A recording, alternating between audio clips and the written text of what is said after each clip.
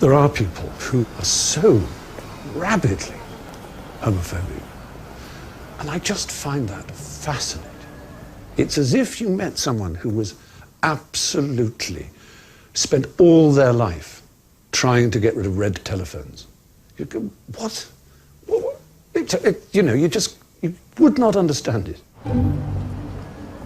Why would someone bother to attack a group of people who mean and do them no harm? This is a series about gay people and the trouble people have accepting them. Over the last 2 years, when time allowed, I travelled to meet some of the most notorious homophobes on the planet. Signor Deputado, Stephen Fry? To challenge their prejudice and to find out where their hatred comes from. Gay people, most of them are lying about their problems. You're really not making any sense, Deputy. You really aren't. Homosexuality is fantastic. You should try it. I will arrest you.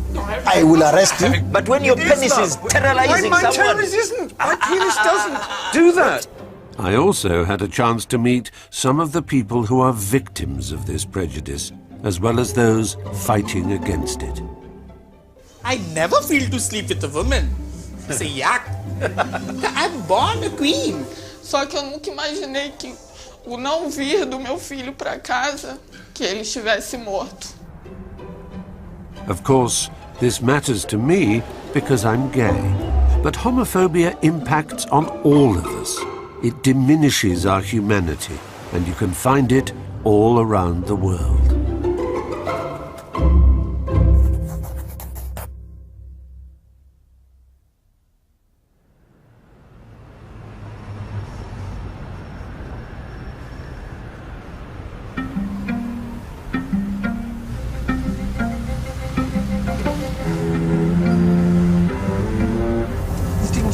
We've arrived now here in the UK in terms of gay rights. In legal terms, I think we have, but it's not a question just of laws. It's a question of the outlook of the broader society. Part of me wishes to bury myself under a blanket and let someone else do any cheerleading for good causes. You know, it's nice to think one can just let the world get on with it, and it's certainly not my job to push things down people's throat, which is always the good gay joke people make. One can't stand by and see injustice, you know. If there's another horrible case of a child hanging themselves because they're being tormented, then you have to speak out and hope things get better. Because there's certain things you can't control, but there are other things where, you know, just quietly pushing on the door, you can make a difference, or pecking on the wood, you can eventually drill a hole. It's incredible how much has changed for gay people in Britain in my lifetime. It's only been legal for me to be gay since 1967. Those homophobes are wrong. You can have Adam and Steve. Hello. It's Andy and Steve. Yeah. You're Andy? But even though gays are no longer criminals and we have more rights than ever before, there are still some of you out there who will think that what you're about to see is wrong. You nervous? Yeah. Very, really. Yeah. Some people would say, well, you know, the point about gay people is they're bohemian, they're outside the normal world of families and all that sort of thing. So why would you feel the need to seal your relationship in a civil bond like this? It's just a natural thing for us to do, isn't it? It's the way we've been brought up. I feel what we have is what I've been shown what love is and what a marriage is from my parents. They treated each other with respect. They were partners, and that's what we are. We just happen to be two men. All straightforward. Good. Excellent. Deep breath, lower the shoulders, smile and enjoy. While England and Wales were slightly ahead of the game, being gay was a crime in Scotland until 1982 in Northern Ireland. The World Health Organization regarded being gay as a mental illness till 1992. Everybody believes they live in a lifetime of extraordinary change, but I feel I've got more reason to think it than most. The idea of the seedy, dirty, filthy queer was firmly entrenched in one's mind as one grew up. And as soon as I realised that that's what I was, which was very early, I think, it was naturally a sense of foreboding with which I anticipated adulthood. Is there anyone present who knows of any lawful reason why Andrew and Stephen may not form their civil partnership this afternoon? Splendid. To go from that situation to to this amazing day like today, where you see a gay couple getting a civil partnership with the full blessing of the law and the charm and warmth of the registrars and the easygoing nature of the entire event. And that's a very profound thing, I think. I give you this ring. I give you this ring. As a token of my love. As a token of my love. And a sign of the promises. And a sign of the promises. I make to you today. I make to you today.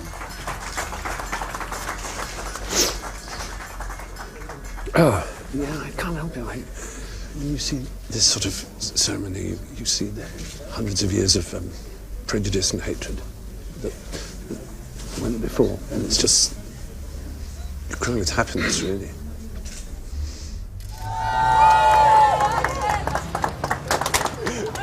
Yes, I always cry at weddings anyway, and you just realise how far we've travelled, and it's incredibly touching. It makes one very proud to live in a time when this is finally possible. It seems to be that the world is going in two directions at once. The enemies of enlightened thinking, open thinking, free action, free thought are many. And gay people, you know, we should certainly celebrate days like today, but we should be aware, we should be cautious, we should always be on our guard. You know, that somebody out there hates us.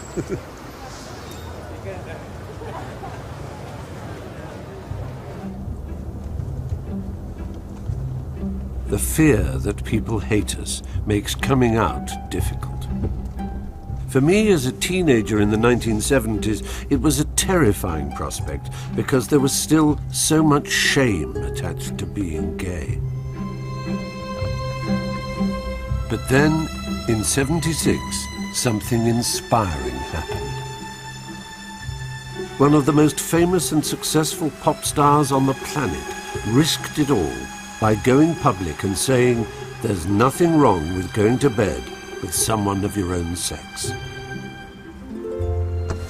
It was a game-changing moment for me and countless other gay teens who had locked ourselves away in the closet. Well, hello. Hello. Très bien. Welcome. Well, thank you so much. Nice to see you. Wonderful to see you. Come in. Thank you. Thank you. Come on, you.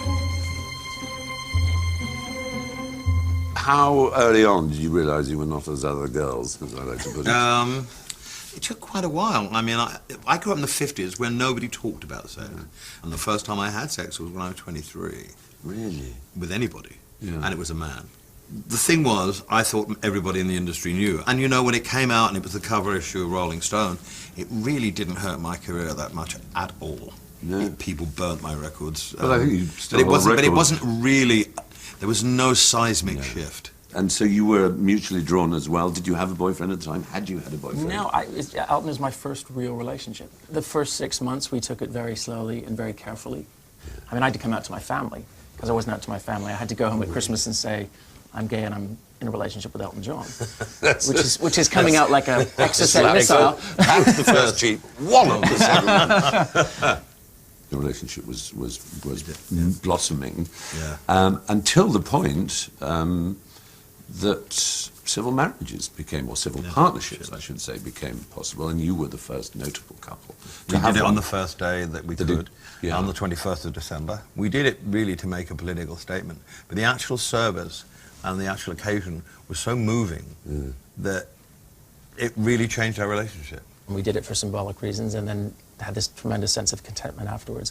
And now that we've taken on the responsibility of raising a child together, I couldn't feel any closer to Elton than I feel right now. There are those in the public eye who have said that, you know, a true family should be a man and a woman and a child, as in the usual conventional way. That I don't agree with at all. No. You can't get everyone in your side, and we don't need, you know, we just want to be good parents and prove people wrong. Yes.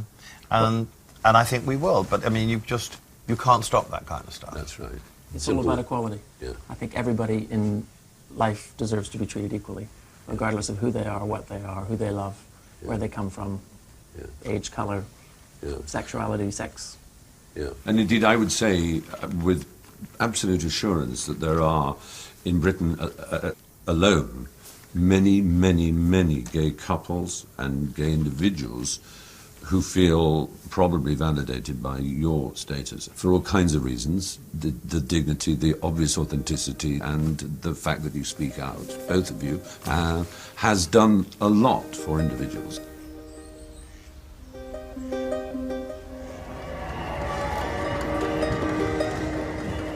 While Elton and David have done much to encourage a change in attitudes towards gay people here, I'm keen to know more about what it means to be gay elsewhere in the world. Today, 40 years on from the very first Gay Pride March in Britain, London is hosting World Pride. And the gay community here has joined forces with gay men and women from all around the planet to show that the fight for gay equality is now a global one.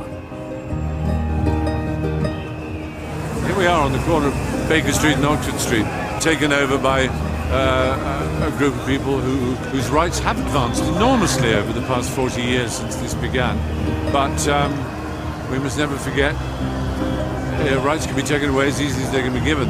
And there are people out there who are filled with hate for who we are. And we have to be out there and show them that we're proud of who we are, and that's why it's called Pride. You look superb. Thank you very much. You must envy my body enormously. I do, incredibly. Yeah. In fact, I always want to touch you. All right. Thank you, have a great Pleasure, day. and you too. So have you come all the way from Sri Lanka to be here? That's right. Yeah, from a country that criminalizes us for being gay, with 12 years in jail. 12 years in jail. And we are living with the remnants of British laws that have not been taken away from us. Laws criminalizing homosexuality never existed around the world until the British imposed it on them. Yes. Right? Please take back what you gave us. We don't want it anymore. Yes. We don't want it. Of the 84 countries that still criminalize homosexuality, roughly half are ex-British colonies using old British laws, though none of these are among the 5 that currently put gay people to death. This is Iran, and there's some boys being hanged by the neck till dead in the usual way. It's a sort of mass hanging, again, for the crime of apparently having slept with each other.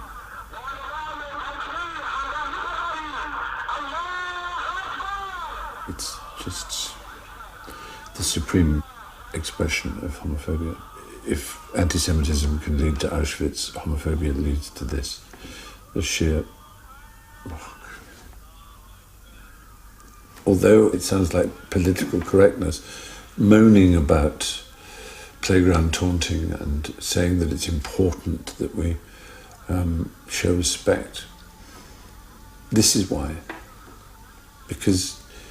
Because if you let words and insults go by unchallenged, if you don't allow the dignity of gay people, then slowly those will be given freer and freer rein to do what they wish. I don't know what I can do. I can't go to Iran. The BBC have advised it would not be safe or sensible for me to do so. We wanted to film in Turkey, actually, where we heard of a couple of Iranians who had taken refuge there. But even Turkey, which is more or less a democracy, denied us the right to film. They said, why would you want to film about homosexuality? What a peculiar subject. So instead, I'm going to talk to someone who comes from Iran and is here seeking asylum, terrified of going back home, where he may well be killed.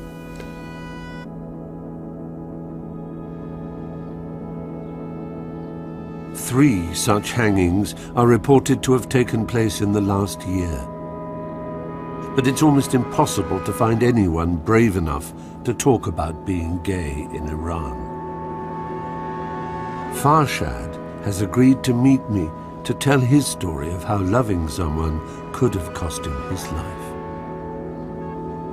I had a boyfriend, but his father was very horrible man, and we had a relationship for 4 years, and his father claimed to court that I raped his son, my boyfriend, if he said it wasn't rape, he will be guilty.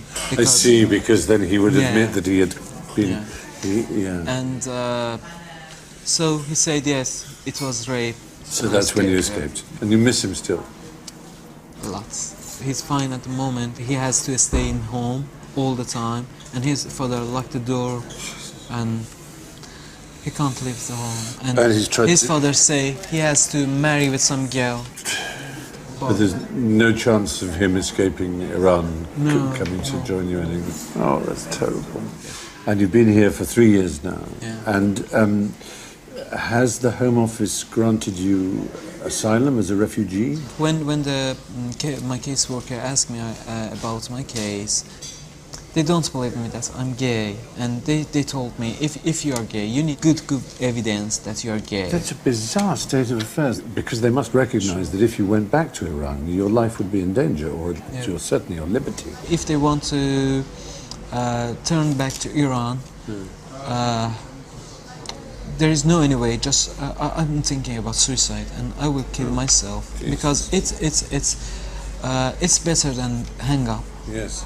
Even I choose this way. Quite. Even I your choose. choice. Yeah. It's my choice. If the British government sent you back to Iran and the worst happened and you were hanged, it would be a crime that would be on the head of everyone, my countrymen, and it would shame me. You can be aware of the wider politics, the theology. It's only when you meet someone who is a victim of those extraordinarily skewed moralities and the cruelty and barbarity of the system that's in place in Iran that it touches you truly deeply. I think Fashad is an extremely brave man to talk to me on camera about his experience. It's the most idiotic, the most ironic, the most stupid human quality you can have, that love is the thing that tears people from their homeland, from their families, threatens their lives, makes them outcasts from their own people. Love, the greatest force we have, the thing that will mend us all in the end. It's criminal. It's very, very upsetting indeed.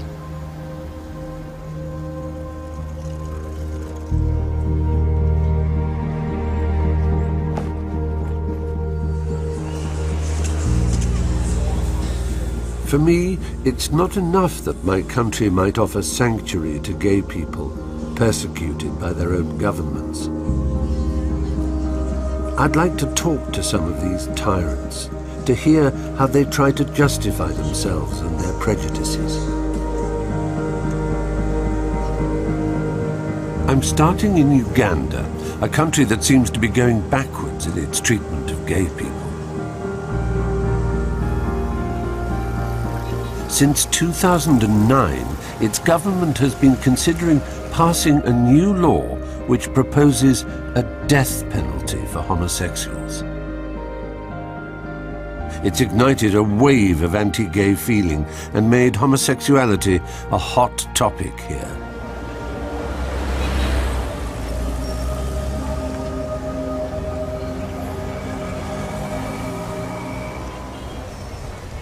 I've been invited by Kampala's most popular radio breakfast show host to debate the issue. Stephen Fry here to see Fat Boy. Fat Boy? Fat Boy. Fat Boy, nice to meet you. Nice to meet you. Hello. Hi, morning, Shanice. Denise, lovely to meet you. It's Fred. Yes. How are you? And I can't deny I'm feeling a bit nervous about meeting my opponent in the debate, who'd probably prefer if me and my kind were behind bars. Welcome to Sanyu Breakfast, Stephen Fry. Thank you, Fat Boy. It's lovely to be here. Yeah. Also joining us, we're joined by Pastor Solomon Male of Arising for Christ Ministries. He almost needs no introduction. You know him. He's out there very aggressively fighting against the many evils that plague our society. Is that correct? True. In a climate where the size of a church congregation equates to its wealth and power, taking a harsh and even graphic view on homosexuality is a surefire way to appear relevant. Let me start by being very, very clear. Each and every people deserve to be permitted to pursue their destiny. Unfortunately, when we got independence, we somehow along the way lost our values.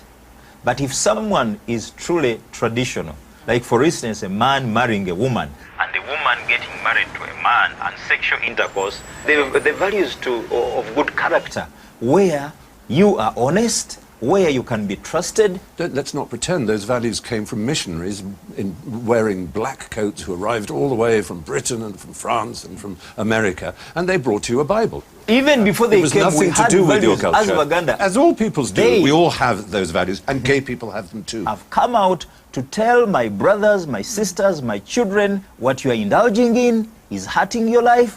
I've counseled victims who have urinary tract infections, those who have had their penises operated. I've had those who have been condemned. Their bowels are condemned, like this young man here.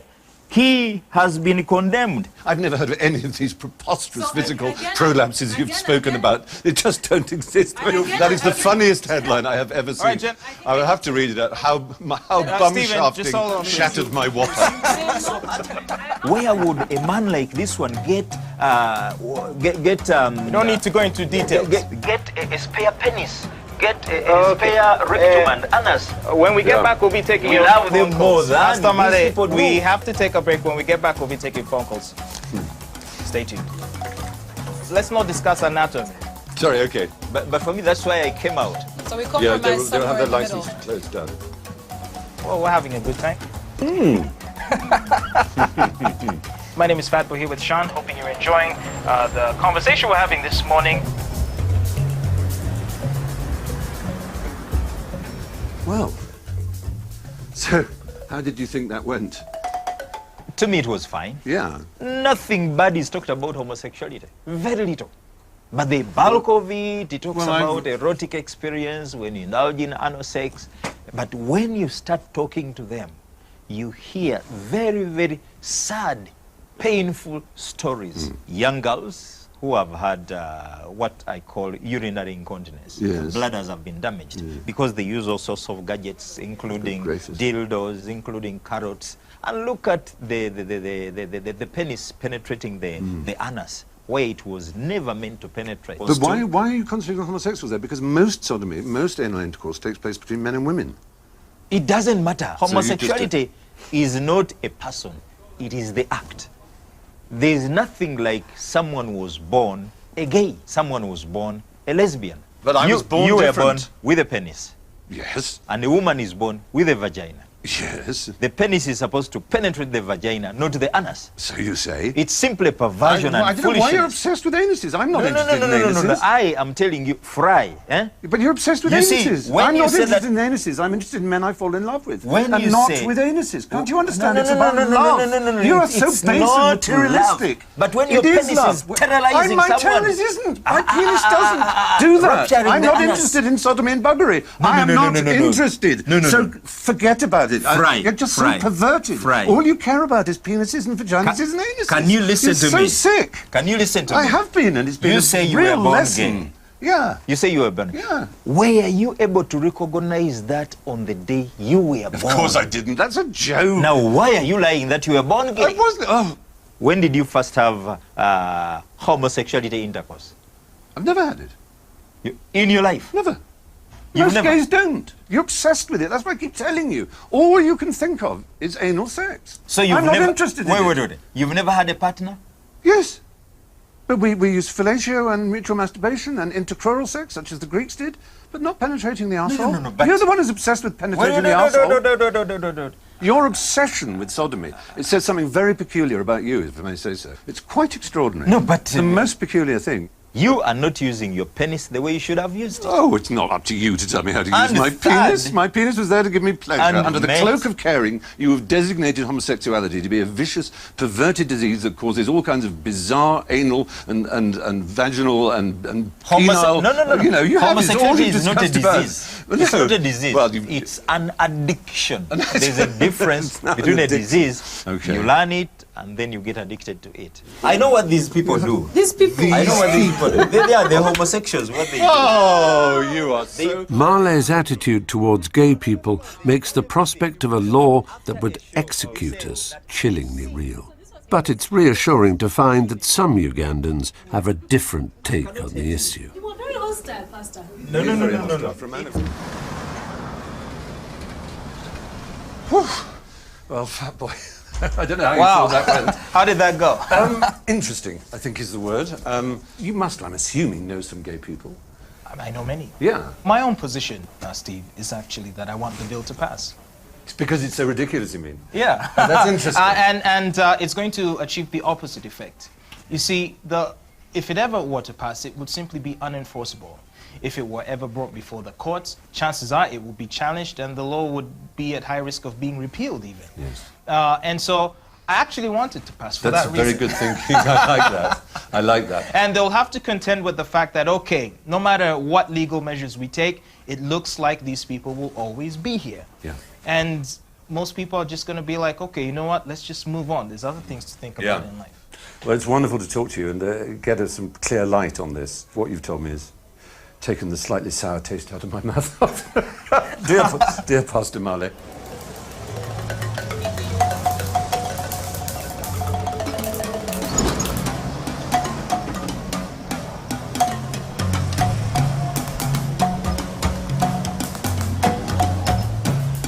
It would be easy to write off Marley as some sort of fanatic, but preaching that homosexuality is a curable dysfunction has dangerous consequences. I'm on my way to meet Stosh Mugisha, a lesbian who was raped when she was just 14 by a farmhand who believed that this would cure her.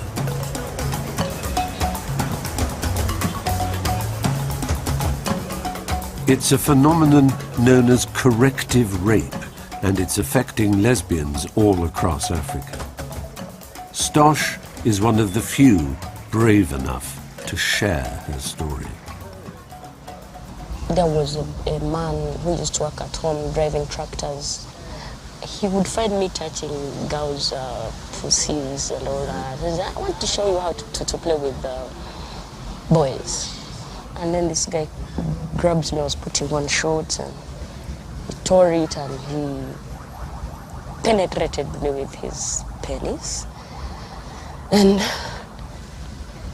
it didn't take long.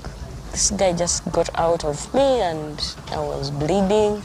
I just cried and this guy kept telling me, that's how you have to play with boys and all that. I was sad and I don't know what happened later, but I found myself sleeping and crying in my sleep. When my grandmom came around, I told her Saddam forced me, he was called Saddam, forced his penis into me. He's like, but you always play with them football. Man, you chose to. And they left it just like that. It even got worse later when they discovered I was pregnant. So this one single rape made you pregnant? Yes. I didn't even know the word rape by then. Really? They took me to the hospital, they injected me. So they forced an abortion? Yes, 1996. I went for a checkup and I found I was positive with HIV and AIDS. And this was the only sexual act that could have possibly, the only thing that could have given it to you was this single, brief, hideous rape when you were a young girl of 14. Yeah. You know, I had nothing, I had no say. I couldn't say anything, I couldn't. But it kept hurting, you know, like hurting me, you know, like these people really think that I could just lie there. I had never met a man. I'd never slept with a man. I'm sorry. No, please don't be sorry. I'm telling you the truth, I tried so hard to commit suicide. I'm not surprised. Because there are very, very many things I weren't aware of. Yeah. But I knew that someone can kill themselves. Your life encapsulates almost every detail of the gay experience in Uganda. But you are a shining example and an amazing inspiration, and I hope anybody watching this will be as taken with you and as fond of you as I've become very quickly.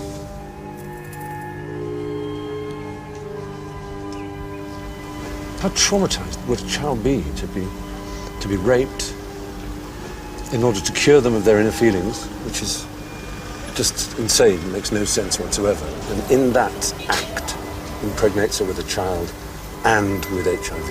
It's almost beyond the realms of the gloomiest fiction you could imagine. to meet someone who can live through it is really extraordinary. This is where the grotesque figures like Pastor Marley stop being funny, because it's their rhetoric that builds up to this kind of thing. It really is.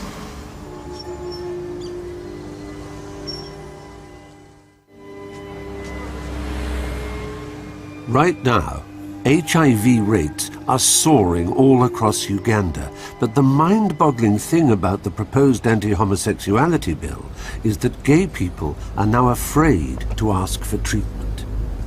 A gay support group called Icebreakers has had to step into the breach and open a clinic.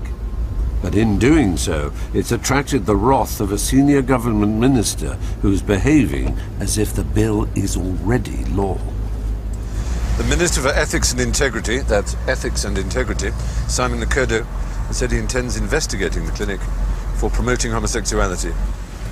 If we find out that it's the clinic relating to promoting the culture which doesn't conform to our morals as a country, we shall instantly ban and close it, he told IRN Plus News. These people, LGBTI, are doing their operations undercover. It's not easy to track them. However, we shall not allow any social gathering, association, infrastructure, or any activities that exist to promote homosexuality, he said. Seems such a pity. Lukodo's agreed to meet me before I leave Uganda, and I'll be keen to challenge him about his behaviour, including his threat to jail people who don't report gays to the authorities. In this sort of climate, it's little wonder that Icebreaker's whereabouts is a closely guarded secret. There they are. Do you see them with the suit? Yeah. Here? Turn right in here? Turn right here, that's it. Security clearly matters. Hey. Hi, Stevie. Hello, how are you? Nice to see you. Nice to see you. So this is your clinic. This is Icebreakers. Icebreakers. Icebreakers is the research center. It has a clinic and everything all in one gate. And I noticed you've got this gate and it's secret, basically. You try not to let the government know about it. No, there's no post, just everyone thinks it's a home. So you rely on a network of LGBTI people to inform each other that there is this place if they want rapid testing or they want advice on sexual health and things like that. Yes, that's what you do. It's a network. It's kind of underground, but everyone knows exactly where to find us. The bill, as it stands, you have 24 hours to report somebody being gay, and if you don't, you can have a huge fine or imprisonment. If this got passed into law, you would apparently be breaking the law. It has become a challenge to us, because if they say that it's a law for me to go and report that this one is a homosexual, then that means they have to change our laws. As a medical practitioner, exactly, you've because taken we an have oath. to keep confidentiality of each and every one. I was reading a quotation from Lukodo, the Minister of Integrity and Ethics, in big inverted commas, and he said that he had heard of you and that he thought that you were there to promote homosexuality, and his intention was to close you down. Yeah, we don't think they really come out because there's nothing illegal we are doing. No. But maybe just to prove a point of defiance, they can come and raid us, and we can't resist them because they're more powerful than us. But soon they'll get tired of clapping down on us. We aren't going to stop.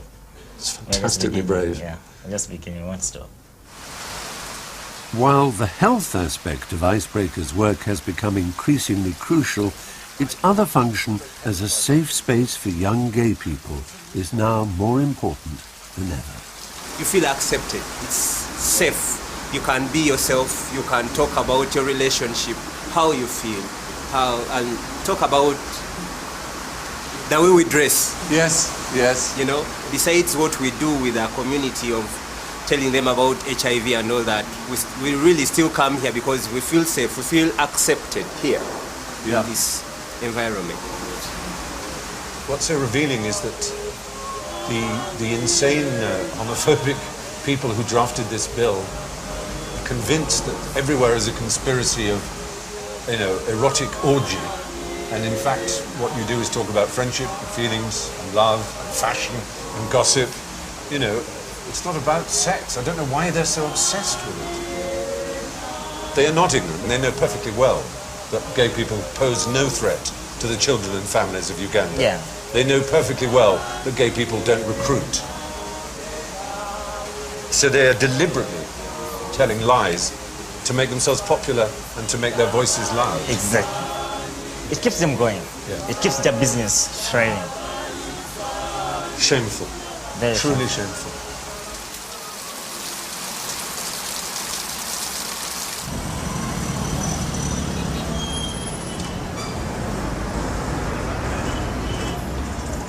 I have to admit I'm slightly dreading my meeting with Simon Lokodo, the former Catholic priest who is now Uganda's Minister for Ethics and Integrity and hell-bent on crushing his country's gay community. Who knows where it'll go. I shall try and be civil. I'd like to find out how he could possibly support this barbaric bill, but I'm not sure he'll take to explaining himself to a gay Western liberal like me. How do you do? I'm good, How do you do? Thank you. My name is Stephen. Hello, Stephen. I've come with the BBC. I want to tell you point blank that there's no way you can impose your attitude to me. I don't want to. I'm asking questions. I am a typical Ugandan, and my role and mandate here is to empower Ugandans to uphold moral values and principles. And we don't discriminate. However, we say, please, please, it's already bad that you are in that status. Don't promote, don't recruit, don't encourage others to come into your very unfortunate status. This is what's unique in Uganda, this extraordinary idea of yours of promotion. I was all my life, I was subjected to indoctrination of how to be heterosexual. It never worked on me. It never. If you're born that what way, I'm telling we're you born is, gay, why don't or you're born straight. No, just let people be. That's finish. integrity. Then you are taking me for one who should come to join you, and therefore No, I don't want you to join me. I have no wish for you to join me. In this country, No anybody wish. who I manifests don't want you to himself a gay must be checked. I don't want one more homosexual in the world. I just want each one to be treated with love and dignity, not with hatred, not with raids, accusing them of recruiting and accusing them of recruiting children. What are the values that we get from homosexuality? What value do you get? Love. Unlike from Christianity, love. Yes. Love when you destroy your back of your brother. Destroy the what? The back of your brother. The back? I've got my dear brothers who have come here because their backs are oozing with the pus. Most sodomy takes place in a heterosexual life. It is just that is in Europe. That is in Europe. There. No, that is in your place. No, all around the world. In Africa, never. In Africa, one There's will no not rape mistake. in Africa, is there? There are no young girls being raped in Africa. But there are thousands of them. but- So surely heterosexuality is far more dangerous to children than homosexuality. Far more. It's a country where heterosexual rape is almost endemic. I say, let them do it, but do the let right them way. do it. The right way. Oh, let them do it the right way. Let them rape children the right way? What are you talking about? No, I'm saying at least it is natural way of desiring that's sex. okay then. So it's okay to. But for two men who consent to have sex together in private is bad. But it's okay for a man to rape a woman because at least it's the right You way. are giving two comparisons which you're don't saying? meet, which those comparisons don't compare at all. Well, that's what you've said to me. You said Well, let them do it take the it right the way way. you want, but what I'm telling you is it is not permissible in Uganda for single-sex relationship. Finished. Right. And if you are advocating that, I'm sorry, I will treat you as a destructor of Uganda's ideology. Homosexuality Not is homosexuality. fantastic. You should No, try it. it's a It's shame. really No. good fun. I will arrest you. I'm will not arrest about you. having sex I with am a people. lawyer. I wouldn't want someone who wasn't gay it not is to not have it. okay. But if you are gay, it's wonderful. Thank you. I hope everything goes well for Uganda. Yeah, okay, thank you. Thank you. But surely gays will stay away from us. Well, that was lively. He regards my view as an imposition on his country, and in a sense he's absolutely right if he wants to look at it like that. But taking a more international cosmopolitan approach in terms of international human rights, I think I'm right. He did wind me up, of course he did, because he's an idiot. You know, this idea that we recruit and promote it is the only one they can use to convince the ignorant that somehow homosexuals are a threat, because there's no other way they are.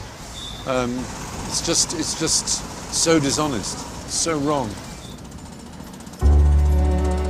I'm none the wiser as to what's really behind Lokodo's hatred of gay people.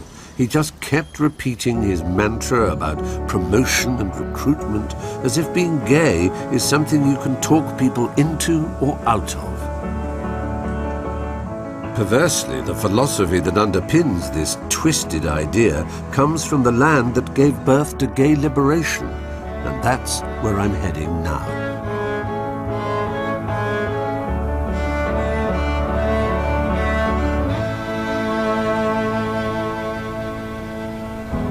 America is the home of reparative therapy, a therapy that claims it can change people from gay to straight through a series of sessions costing $140 a pop. Its most prominent practitioner, Joseph Nicolosi, is based here in LA, and I wanted to meet one of his patients who had managed to reverse his sexuality. I was home one weekend and I said, I am, but I don't want to be homosexual. Yeah. And how did you respond to that, Karen? My heart broke because I knew his life would be more difficult than I would want for my child. Yes. I begged God to make me straight. I would serve him for the rest of my life if he took these homosexual attractions away from me, and it never did anything. So I felt as though I'd been a good Christian and I'd been faithful and that it hadn't worked. So I needed to try something different, and that was reparative therapy. I eventually came upon Dr. Nicolosi's book in my university library and basically sat down and read the whole thing in one sitting. Yeah. I hadn't heard of Nicolosi. I knew nothing about reparative therapy. But I had such respect for Daniel and who he was, that that's what he needed to do. I would support him.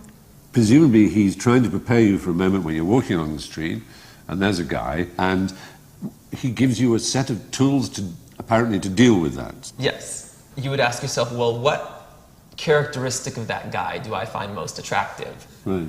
And you take those characteristics and say, well, what internal faults in myself do those represent? What you're seeing is a mirror of the things you lack. Yes. And for how long did you see him? How many sessions?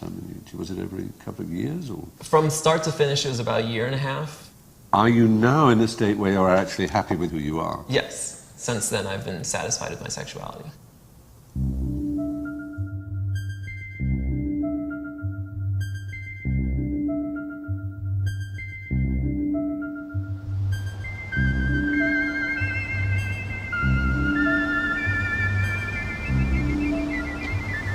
Well, I'm off to see Dr. Joseph Nicolosi, who is the director, I believe, of the St. Thomas Aquinas Clinic and one of the founding members of NARTH, which is the National Association for Research and Therapy for Homosexuality.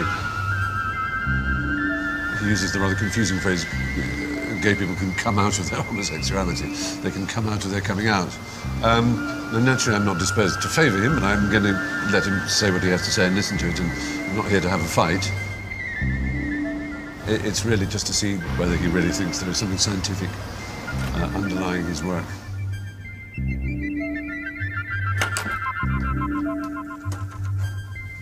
Hello. Hi, I'm Stephen Fry from the BBC. I'm here to see Dr. Nicolosi. Thank you very much. Hi. Hello, Hi, Dr. how are Nicolosi. you? Hello, Nice to meet Stephen you. Fry. Nice to meet you. Come to on meet in. you. Nice to Thank you meet very you. much. Come on in. What a gorgeous view you have. Thank It's you. almost Thank unbelievable. You could sit on the right here. Super.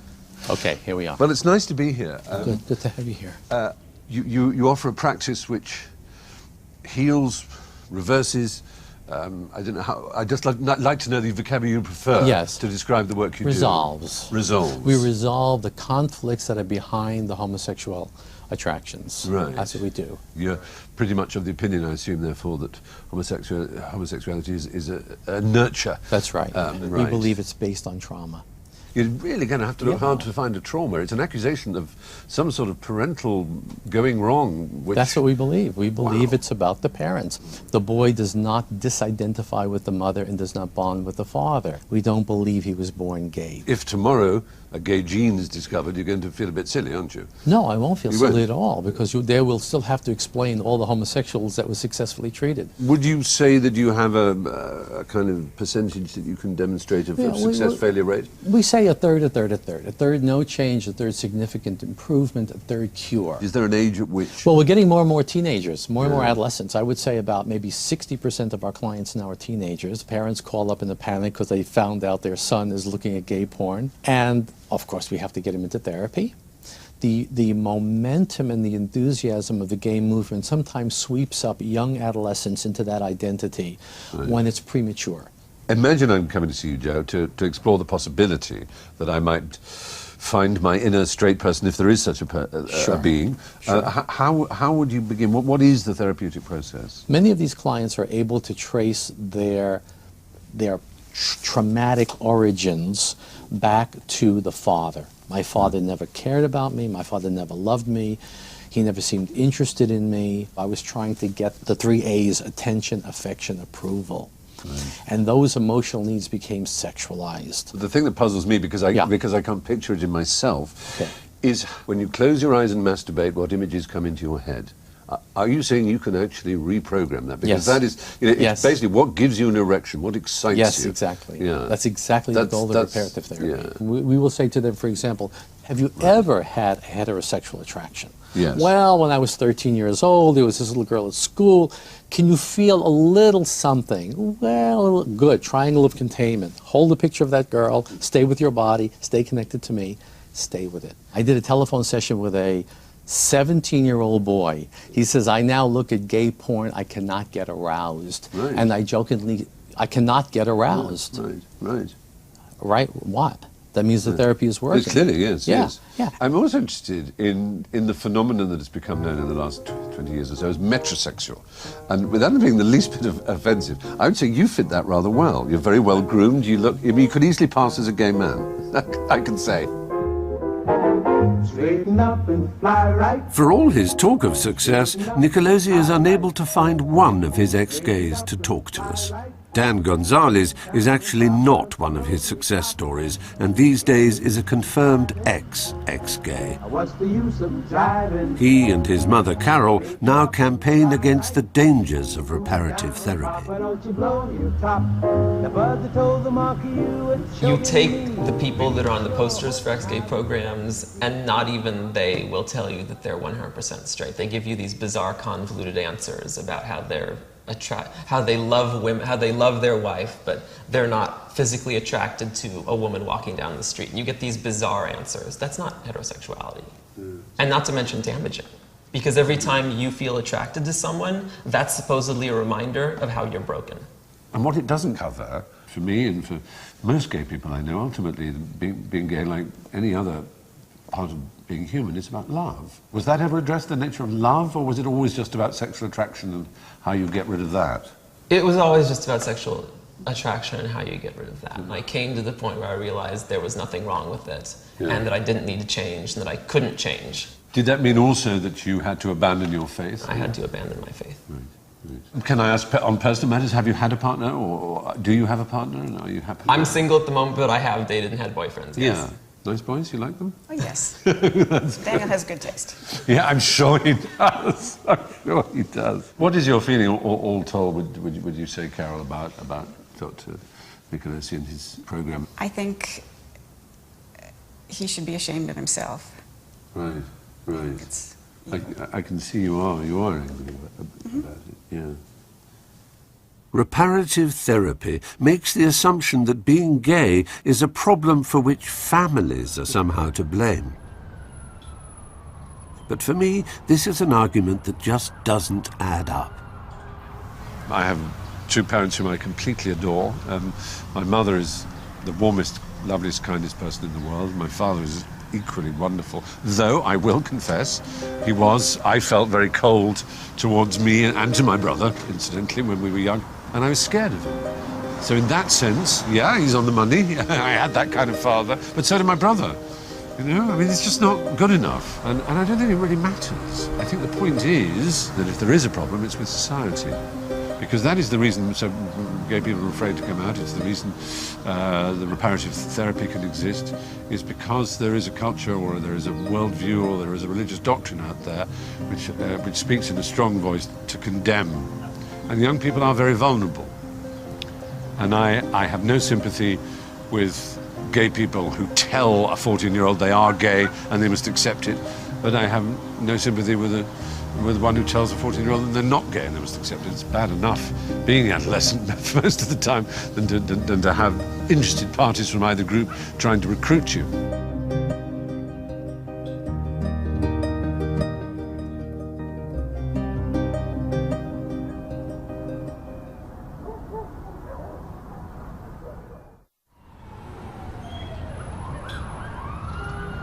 I couldn't leave Hollywood without some exploration of how the movie capital of the world deals with homosexuality.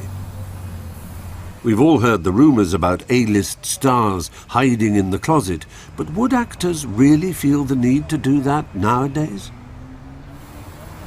There's always a big question in people's minds is, if you're a male gay actor and you come out, does it reduce the number of parts you can play? Does it mean you can only suddenly play the camp best friend or some sort of villain? Can you play a romantic lead? Can you have a full career? Is it fair to ask gay actors to have to come out? Are they hypocrites for hiding their sexuality? I don't know. I'd be anxious to find out.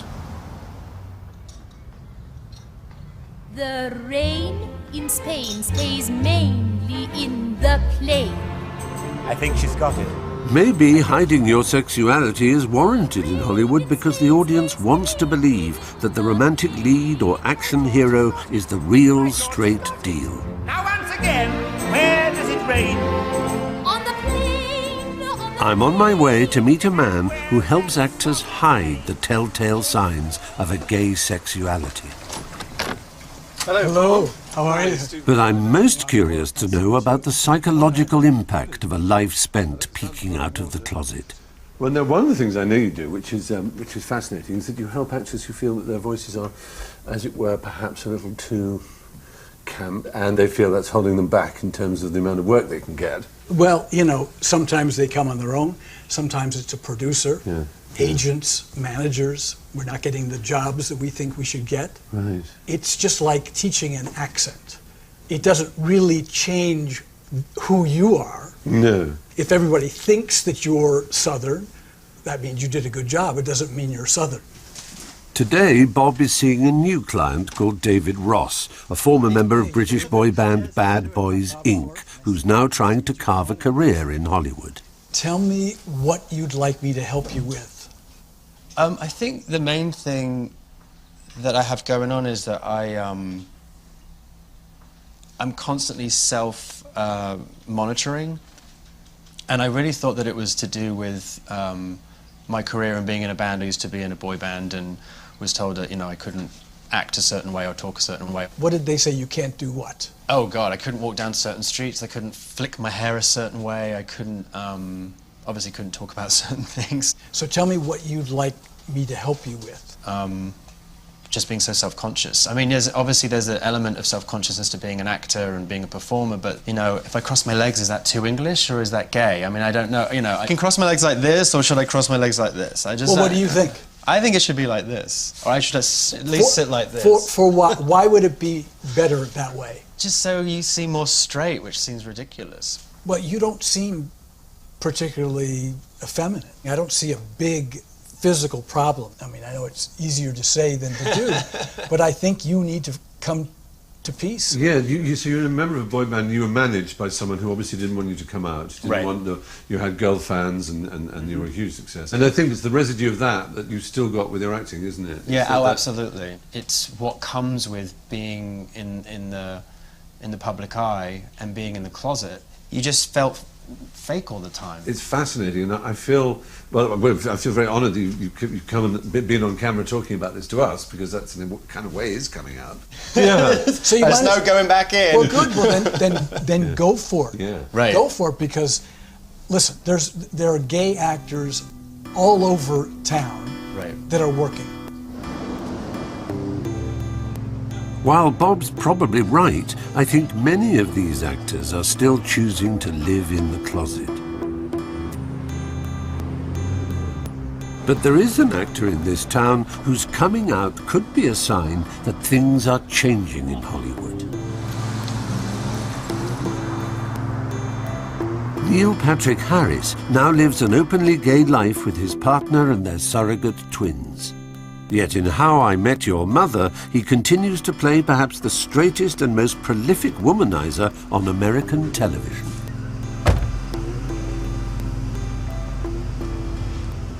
Well, Neil, people of my generation remember you very well as a child actor. You played Doogie Howser, MD, this prodigy, which in fact you kind of were a prodigy, because, you sing, you dance, you act. Had you thought through the idea when you did come out, that it might affect your career adversely, and that maybe you might not have the full range of roles available for you? It would be idiotic of me to say that that hadn't crossed my mind or was a concern. You know, if you're on a TV show or an action hero in a movie, you know, people with billions of dollars are hoping that it catches on in a way that makes them billions of more dollars. Exactly. And so they're cautious, and I get that. So yes, if you're super campy and fey and effete and want to play the football quarterback, it's not going to happen. I could see you getting upset that you're not getting cast in those parts, and it's probably because you're gay. So you, as it were, got away with it being almost a yawn from the public rather than a kind of shock, which must have been a relief, I should imagine. Very much so. I was anticipating outrage, and in turn I got indifference. And I was like, wait a second, didn't you hear? So I suppose all eyes are on you in a way because of the fact that you seem to be breaking this image people have that gay actors can't play straights. You've not only done it once, but you've got more films coming out in which you're doing it again.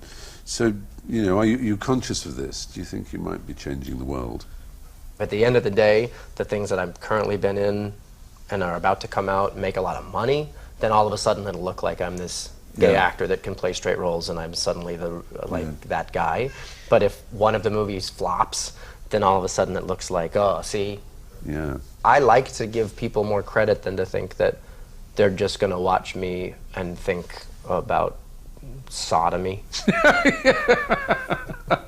I hope I can amuse people more than that. Let's hope. But I'm not in control of those kind of things.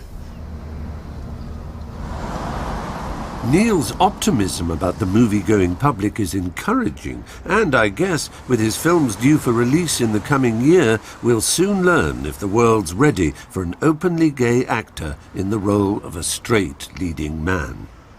How we react to the films may also tell us something of how society as a whole sees its gay community. For all its faults, Hollywood is a pretty accurate reflection of the way most of the world is looking. And the fact that they can have actors who are openly gay, openly camply gay, is not something you should thank or congratulate Hollywood for. You thank and congratulate the culture that Hollywood recognizes, accepts things like that. Hollywood is the thermometer that is thrust up the anus of the world's sensibility. Things do move forward. It's 3 steps forward, 2 steps back, but in the end it is always progress. People learn. I want to be a man cub, and stroll right into town and be just like Next time, I'm in Brazil. At the biggest gay celebration in the world. I travelled to India, where they're celebrating the end of British colonial laws which criminalised gays. And I'm in Russia, where life for gay people is taking a turn for the worst. Look at Putin, look at Dobby the house elf, and remember that's all he is, the little house elf.